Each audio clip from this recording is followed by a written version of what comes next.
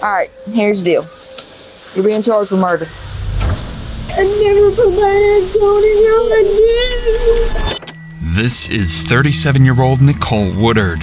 Just 48 hours ago, police discovered her husband, Daniel Rayburn, brutally beaten and deceased in the yard of his own home. Neighbors said that they heard some subjects arguing and possibly one gunshot last night.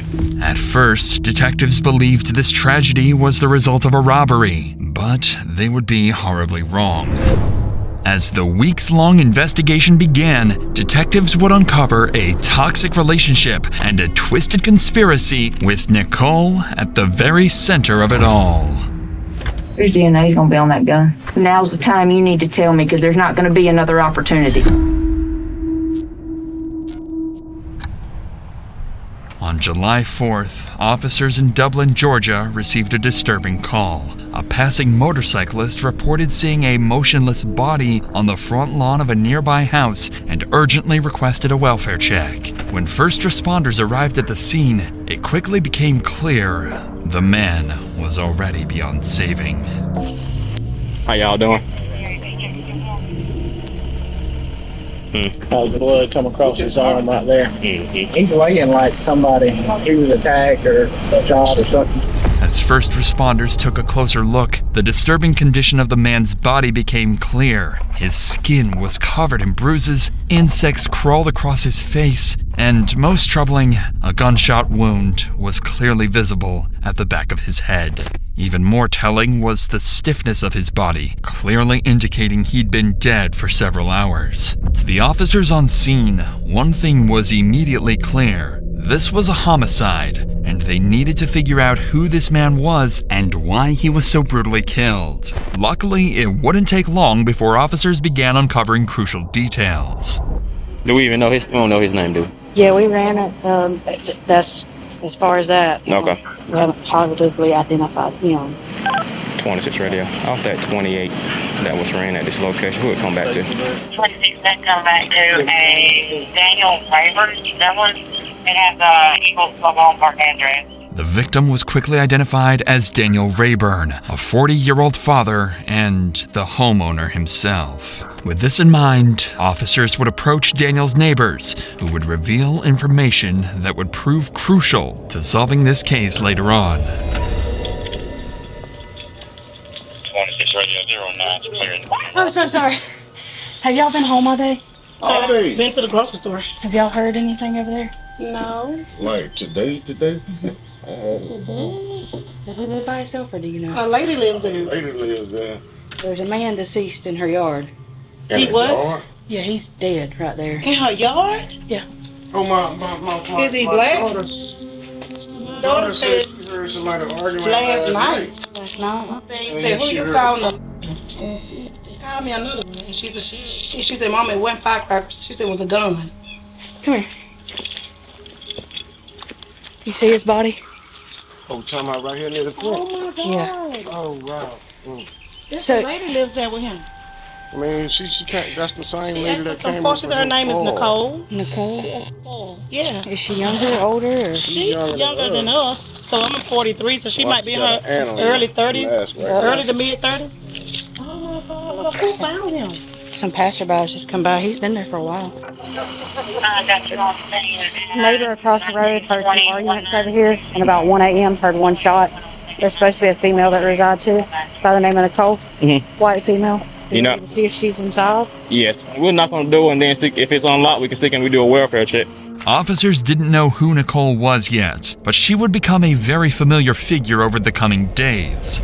Without wasting any time, officers moved to search Daniel's home, and what they would find inside would soon blow the case wide open. But before we continue, it's worth noting that situations like these can be extremely distressing, not only for those directly involved, but also for anyone following along at home, just like you. If you've ever felt that you need help with mental health, you should know that there are always people you can reach out to. That's why I'd like to thank BetterHelp, the sponsor of today's video. I've partnered with them to help provide you with an easy and simple solution to therapy. Therapy has helped me overcome my anxiety, manage my stress levels, and become confident enough to build a team that helped grow this channel into over 2 million subscribers. Thank you guys so much, by the way. The biggest problem I found with therapy is that you usually have to go through a lot of therapists before finding the one that's right for you. BetterHelp makes this easy. With their 30,000 licensed therapists, BetterHelp will match you with someone who understands your needs the best and gives you a safe space to talk. And if it's not right the first time, you can switch therapists as many times as you want. No hard feelings. So if you're struggling, consider joining BetterHelp. Start fresh any day of the year with BetterHelp. Click the link in the description or go to betterhelp.com/DrInsanity and get 10% off your first month of therapy. With that said, let's get back to the investigation. Officers were about to search Daniel's home, aware there could be another victim or even someone dangerous hiding inside. There's the door locked. Unlocked. All units radio is 10-3. Police department. Police department. Police department.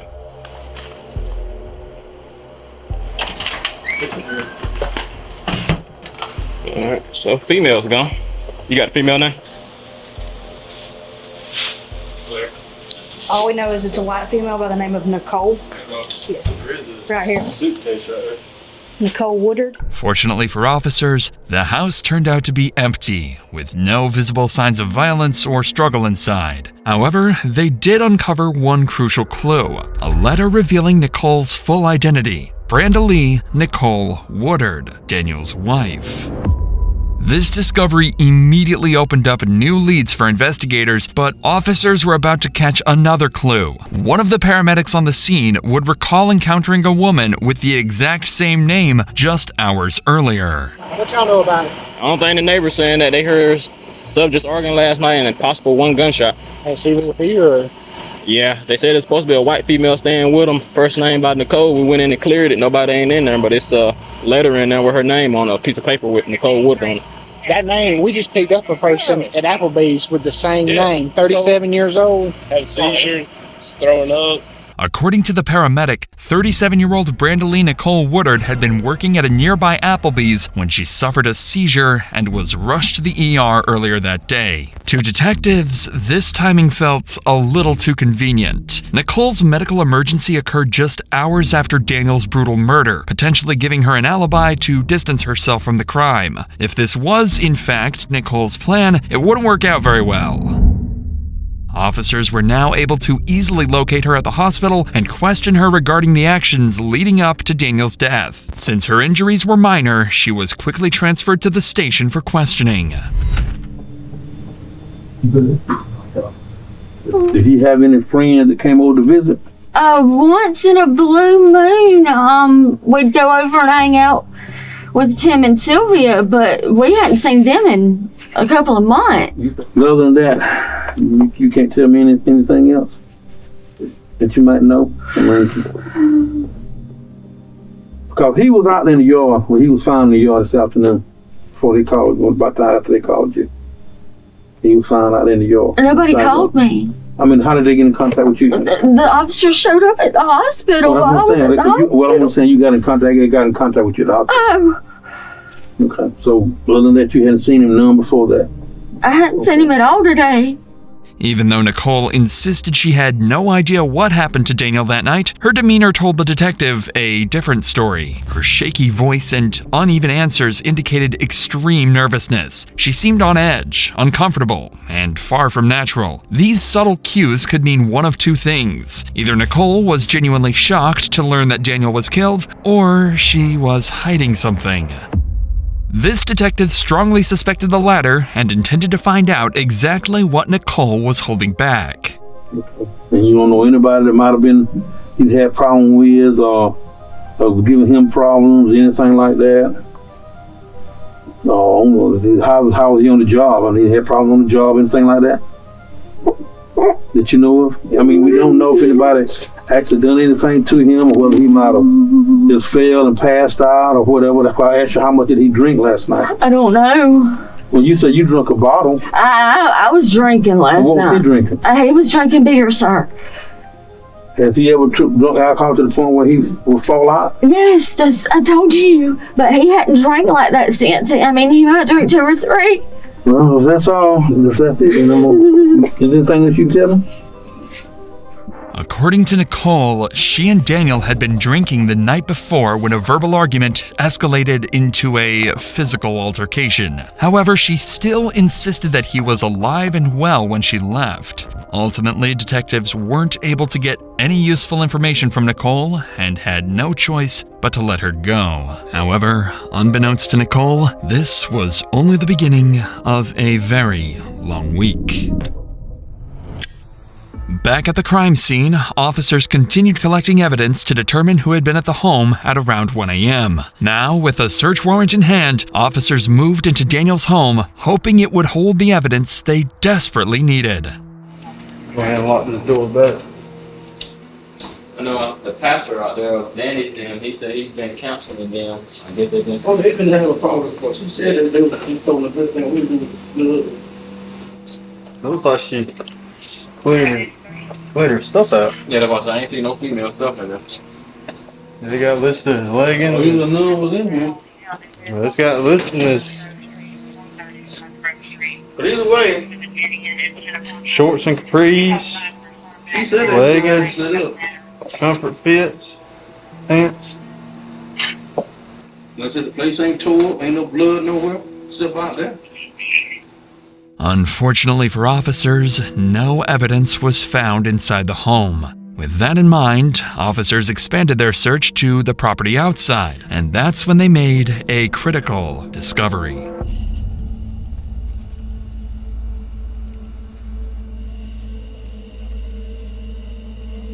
Hey, Cole, is that a piece of dread? Yeah, taken out earlier. Security James Summers about subject trying to find Social Security with bottles. A severed dreadlock was found just feet away from where Daniel was killed. The hair clearly didn't match Daniel or Nicole's hair type, confirming that someone else besides Nicole was present that night. Detectives now needed to identify who this unknown person was and figure out if Nicole might know who he is. But while detectives were finishing up their search at Daniel's home, his family arrived at the scene and officers had to break the tragic news. Hello. How's it going? All right. Can I help y'all with something? Yeah, this is my son. Hey, Mr. Dan. How's it going? Go. You doing all right? Yeah, I remember you, but I can't remember your name right now. Matthew Allred. We had pacifier see somebody laying down, and they called me out here, and that's when I seen him. Was he married or anything? He was living with a woman. What was that woman's name? Nicole Woodard. What to call Poison Beach. Excuse me. Although the family's comments about Nicole were somewhat vague, one thing became clear. Daniel and Nicole likely had a deeply troubled relationship, but suspicions alone weren't enough, and officers needed solid evidence if they were going to identify Daniel's killer. Before wrapping up for the day, investigators would review surveillance footage from the neighbors across the street and spotted Nicole leaving in her dad's car earlier that morning. Additionally, when police analyzed Nicole's phone records, they discovered that she had placed a call shortly before Daniel's murder. With suspicions now firmly centered on Nicole, investigators began questioning her acquaintances to find out what they knew about her troubled, deteriorating relationship with Daniel and potential involvement in his death. That's when they first heard the name Misty Edge, a friend of Nicole's who, as it turned out, had received a visit from her just hours after the murder. Mine's just so hella back up. Mine is not.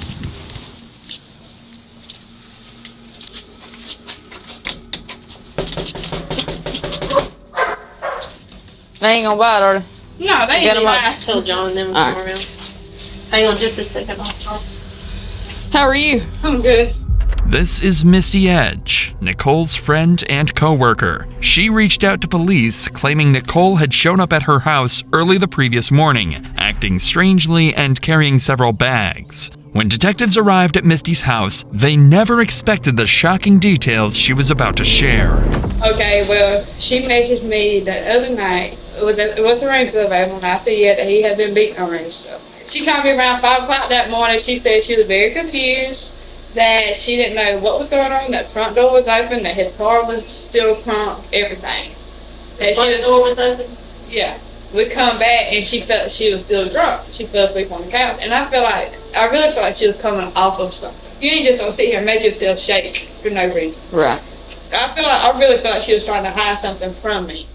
This description of Nicole's demeanor sounded eerily familiar to how she behaved in the interview room earlier. According to Misty, Nicole was visibly shaking, nervous, and clearly on edge, as if she was hiding something. Whatever Nicole had seen or knew clearly made her unstable, possibly explaining her sudden seizure and fainting earlier that day. But what detectives quickly realized was that Misty herself knew far more than she initially let on, and for reasons of her own, she decided to drop the biggest bombshell yet. Let me ask you this, when did she tell you about Daniel? She told me that she had made a phone call. And what? Get rid of him. She also said she wants him dead, but then she don't want him dead. She walks in my front door and was like, Misty, hit me in my eye. I said, what? Hit me in my eye. I said, no, I'm not doing that. Because that's not me. I don't have nothing. I have no record. No, I've been good my whole life. So no, that's not me. She said she needs an alibi. Detectives now had a testimony supporting their suspicions that Nicole was at the house around the time Daniel was killed. Even worse, Nicole supposedly made some phone calls to, quote, take Daniel out. Not only had she likely witnessed the murder, but she may have even coordinated it. It was time to find Nicole. This time, there would be no walking away. How are you? The next day, investigators set up a meeting with Nicole at her sister's house, prepared to see just how much her story would hold up under pressure. The goal was to pressure her into revealing the names of the people she called that night, and what exactly she had told them. Alright, here's the deal. You know why we're here? Yes, ma'am.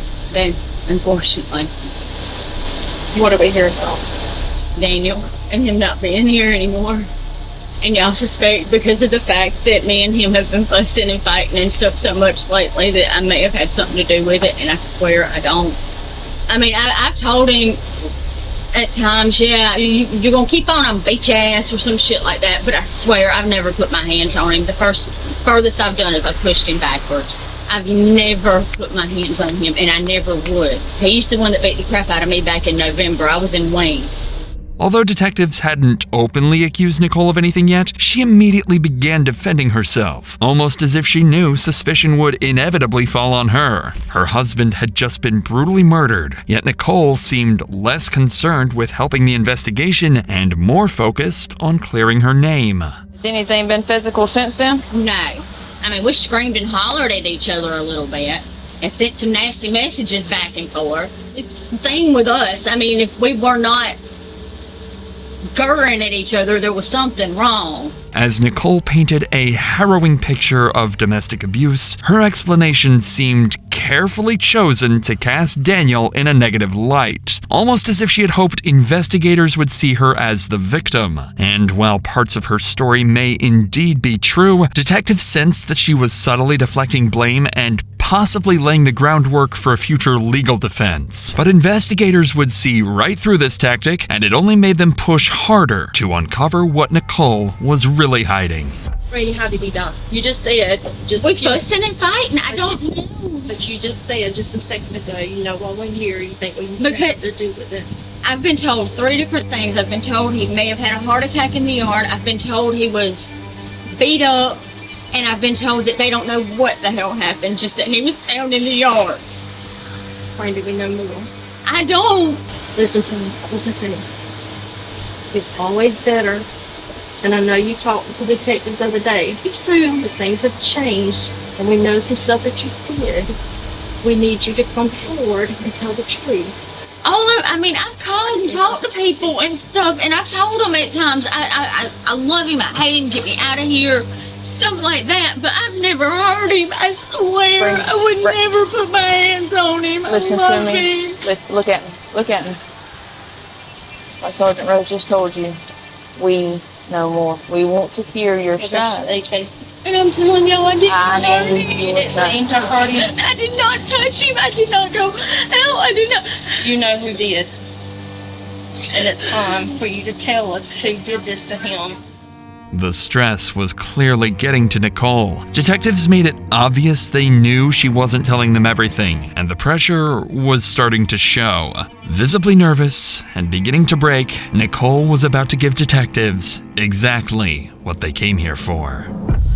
I suspect that my foster brother may have had some, or adopted brother may have had something to do with it, because I did call them and I did ask them for help to get me out of there. Why do you suspect that he had something to do with it? Because they've all said before, if he kept on hurting me, they were going to do something. And the last time that we had a fight, they come up, he bitched him out, and that was it. Brandon, we know that you have made a phone call to somebody. I called Tops, which is Hewlett Reed, and I asked him if he would come over and just calm me down and stuff. And I called Andrew and Tom and told them to come over and find out what the fuck was going on. And Andrew and Tom said they couldn't get there anytime soon. Why were you wanting them to come over there? What were you wanting them to take care of? Not him, not like that. I swear, nothing like that. That's what you just said. I wanted them to calm him down. What is that? Not like that. We know you said I didn't want them to hurt. No, I did not. All right, so what? I did not. Listen, there was camera footage across the street, so let's talk about it, okay? I never saw anything happen. I heard him out there fussing and stuff, and then they left. Listen to me. You know more about what happened. I have my suspicions, but I don't want to accuse anybody of anything. You know more about what happened. Now, you give us the runaround already. No. You have. And that points fingers at you. That raises red flags with you. Nicole would finally loosen up a bit, giving detectives a couple of names. But that alone wasn't enough. Detectives still needed to find out who actually pulled the trigger. What did you see and what did you hear? I heard shouting, and I've heard all the fireworks and all that shit. That is all I've heard. What kind of shouting? You called something and ordered something on that phone. What did I order? Because I haven't ordered anything. Why do you think the guys would have come over there and done something? Because he was being an asshole to me What did again. you I mean, tell? I just told him, I said, y'all just get him to stop. Y'all, I can't take it anymore. Y'all can get me. Y'all just get me out of here. Don't you want justice for him? Yes, that's why I'm telling you. He was left laying in the yard. That's why I'm telling you. I'm giving you the names that I have. Do I need a lawyer? Despite Nicole bringing up her right to legal counsel, detectives weren't ready to give up yet and moved in closer, physically encircling her and increasing the pressure. And it's a good thing they did, because Nicole was seconds away from finally breaking down and confessing. I called them and told them to come beat his ass. I was fucking tired of the bullshit. But I didn't think that they would do it. They've never done it before. And then I was scared. And I didn't know that he was dead. I swear to God, I did not know that he was fucking dead. I did not. I thought that maybe they just fucking rubbed him up a little. Breathe. Maybe they just rubbed him up a little bit and they'd come in a little while. That's why I fucking stayed in the house. I figured he would come in and he'd be like, yeah, your brother fucking beat my ass. I'm sorry. I'm sorry, I didn't mean to lie, but I was scared.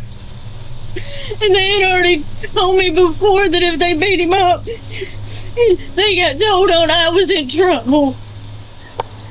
But like I said, they never did it before, and I've told them multiple times, y'all just could beat his ass. I'm fucking tired of it, and nobody ever did. The only thing that's ever happened was I ended up calling the cops. Did you go out and check on him and make sure he was all right? No, I did not. Did you see him out in the yard? I did not. You're almost there. You got about 10-15% that you're not telling us of what happened after the fact. No, I don't. You got one or two more? I promise I don't. None that I know of. Just sit there and think about it. Even if parts of Nicole's story were true, her overwhelming emotional reaction seemed driven more by panic and fear than genuine sorrow. And by now, detectives had everything they needed to move forward, and Nicole would be arrested and taken to prison. While officers had enough evidence for an arrest and were nearly certain of Brandalee's involvement in the murder, whether she had actually wanted Daniel dead remained unclear. To solve this, detectives now turned their attention to Thomas Harper and Andrew Huber, the two men Nicole claimed carried out the attack. Fortunately, locating them didn't take long, and due to their high likelihood of involvement, both men would be arrested immediately and questioned the very next day. During their arrest, police discovered a piece of clothing with bloodstains at Andrew Huber's residence. After running a DNA test, this would prove to be Daniel's blood, confirming that Andrew was present that night, and he would be charged with murder. Still, there was one person left, and a final nail in the coffin for Nicole, her adopted brother, Thomas Harper. During his arrest, officers discovered a handgun along with 4 spent casings directly matching the bullet fired into Daniel's head. On top of that, the dreadlock found at the crime scene would turn out to be a direct match to Thomas himself. Neither Andrew nor Thomas ever claimed Nicole was outside during the fight. However, police could confirm that Nicole had seen Daniel leave and heard gunshots, yet she never checked on him and never called 911. Instead, she simply walked away, choosing to protect Andrew and Thomas. This, paired with Misty's disturbing witness statement and the phone logs confirming the timeline, was more than enough evidence for police. Nicole may not have pulled the trigger herself, but she set it all into motion, and because of her actions, Daniel was killed. In the end, justice caught up with all 3. Andrew Huber was convicted of felony murder and sentenced to life in prison without the possibility of parole. Nicole and Thomas Harper both pleaded guilty to voluntary manslaughter, likely receiving sentences ranging anywhere from 10 to 20 years in prison for their roles in Daniel's brutal death.